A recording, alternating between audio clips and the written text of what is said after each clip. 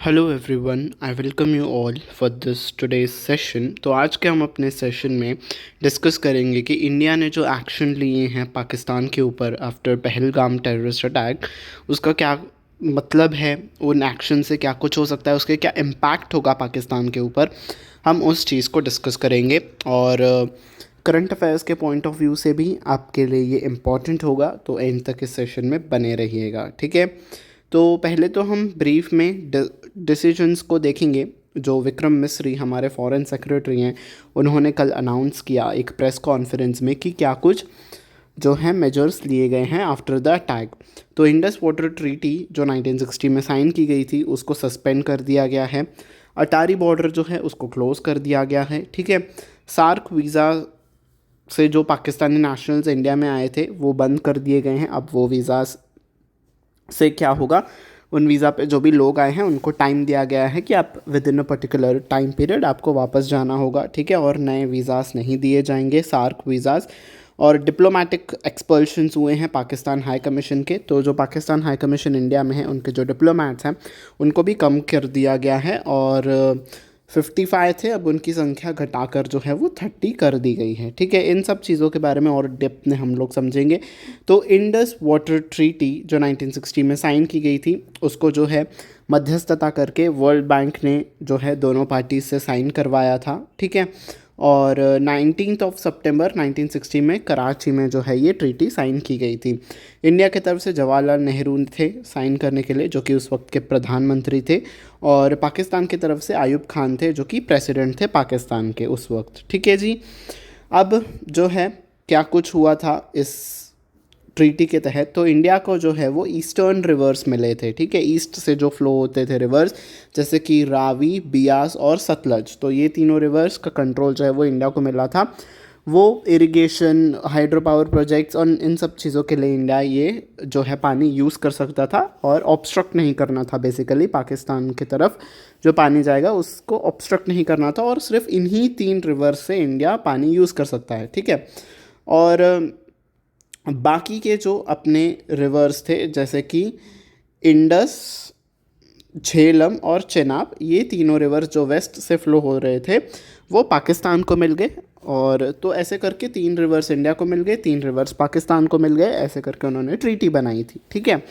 अब जो है इस ट्रीटी को सस्पेंड कर दिया गया है, और इसका इम्पैक्ट क्या होगा कि जो पाकिस्तान के सिंध रीजन है और जो पंजाब रीजन है वहाँ पे ड्रॉट आने के चांसेस हैं, ठीक है। पीने की पानी की कमी हो सकती है, ठीक है। तो इंडिया ने डिप्लोमेटिक तरीके से जो है इस पॉइंट पे वर्क किया है, ठीक है। तो उन्होंने कहा है कि जब तक आप अपने टेररिज्म पे, इंडिया ने कहा है कि पाकिस्तान जब तक टेररिज्म पे रोक नहीं लगाएगा तब तक ये ट्रीटी जो है वो सस्पेंडेड रहेगी, ठीक है। ख़त्म नहीं किया है, टेम्पररी टाइम पीरियड के लिए सस्पेंड कर दिया गया है, ठीक है जी। अगले स्लाइड की तरफ चलते हैं, और क्या कहती है अपनी अगली स्लाइड। तो जैसे कि हमने पढ़ा था कि कुछ यूजेज राइट्स मिले हुए थे इंडिया को यूज़ करने के लिए, इरिगेशन, हाइड्रो पावर और ट्रांसपोर्टेशन के लिए वो यूज़ कर सकता था इन रिवर्स का पानी। बाकी ऑब्स्ट्रक्ट किसी भी देश को नहीं करना था कहीं पे भी जाने से, ठीक है। पानी को ऑब्स्ट्रक्शन नहीं करना था, ठीक है, रोकना नहीं था पानी को। अब जब ट्रीटी ख़त्म हो चुकी है तो इंडिया बाध्य नहीं रहेगा कि वो पानी को रोके या ना रोके, तो अपने हिसाब से इंडिया यूज़ कर सकता है अब इन रिवर्स का पानी, ठीक है। अब एक परमानेंट इंडस कमीशन भी बनाया गया था to resolve the disputes and exchange the data. तो अगर कोई डिस्प्यूट होता है और डेटा को एक्सचेंज करना है तो एक इंडस कमीशन भी बनाया गया था। डिस्प्यूट रेजोल्यूशन कैसे होता था, तो बायलैटरल टॉक्स करवाए जाते थे, एक न्यूट्रल एक्सपर्ट अपॉइंट किया जाता था वर्ल्ड बैंक से, अगर कुछ डिस्प्यूट्स होते थे तो इस तरीके से डिस्प्यूट्स को सुलझाया जाता था, ठीक है। और कोर्ट ऑफ आर्बिट्रेशन में भी याचिका डाली जा सकती है अगर नेसेसरी हो तो, ठीक है।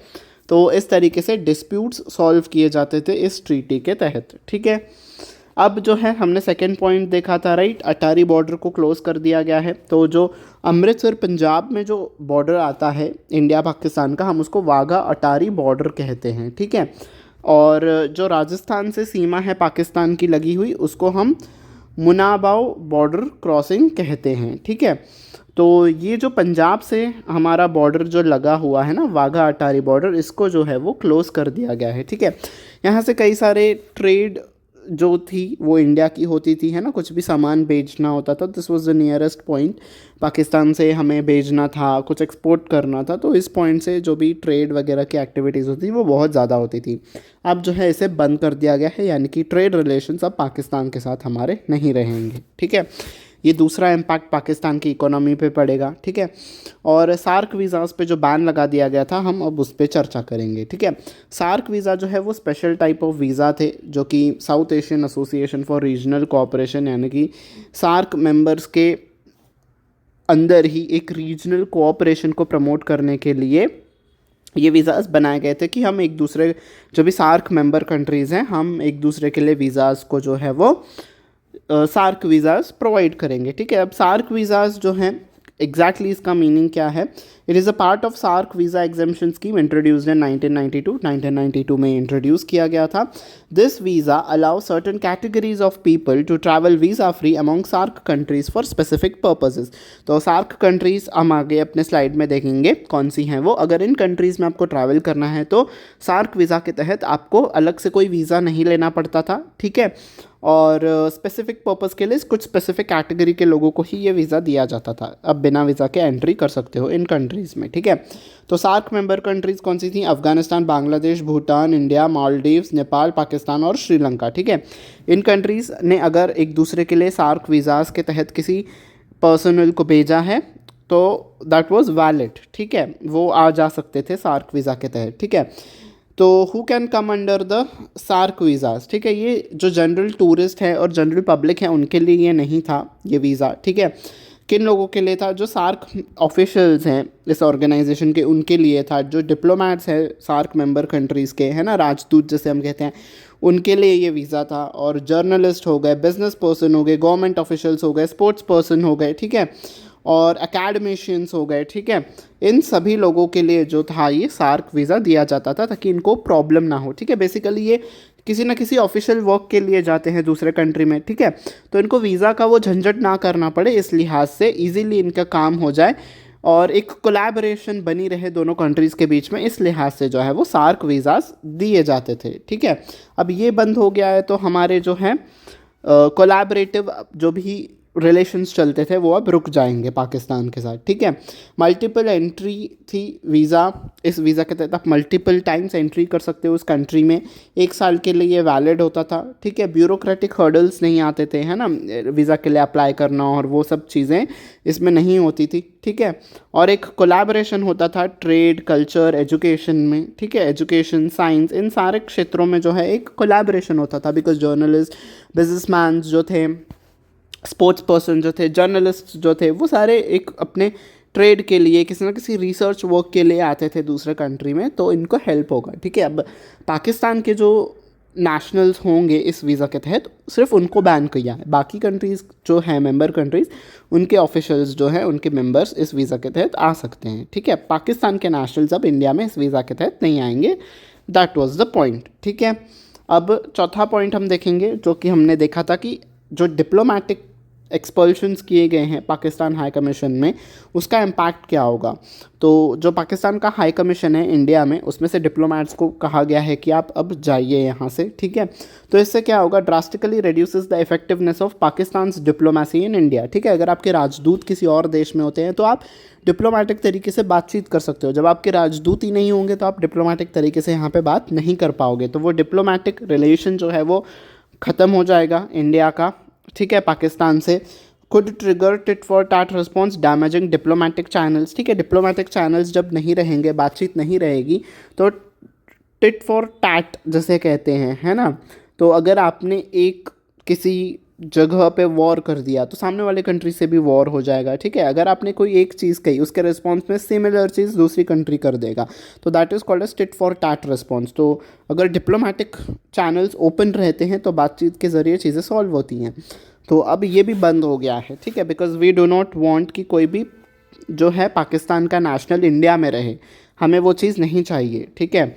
और disrupts intelligence and back channel communications which are crucial during heightened tensions.